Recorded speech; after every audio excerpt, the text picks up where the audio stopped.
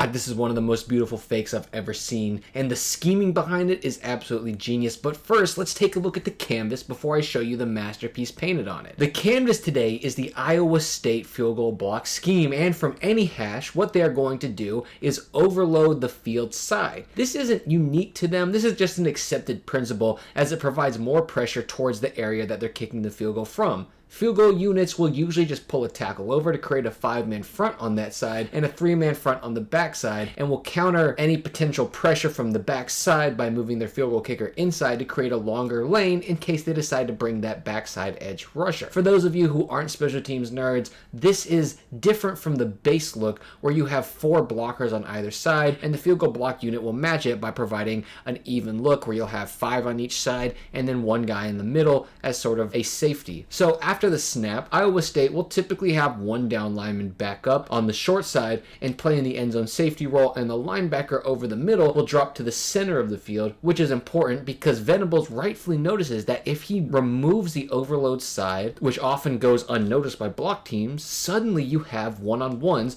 in which case every blocker on the field goal side has 1 guy to block, which any offensive scheme would love. But drawing up a field goal fake kind of comes with a unique problem that typically scares anybody off from this. So yeah, everybody has a blocker head to head, so maybe a hole can open up, but with head to head blocking, you're never quite sure where. With a running back, this would be fine because they read holes for a living, but you don't have a running back, do you? You have a kicker, so you not just have to open a hole up, but you have to create a chasm so large that my paralyzed uncle could have his entire nursing staff roll his operating table through there. This is where the genius begins. So one way to make blocks better is to set up leverage. We don't want to block guys head on, but block them out or towards the direction they might already be running. So an easy fix here is for the middle 2 blockers, they're both going to block down as both of the interior defensive linemen are going to be pinching to try to block the field goal. Next, you, and this is the part that gets me extremely erect here, pull the guard to block the edge rusher. God, it's so smart. This does 2 things, which is make it easier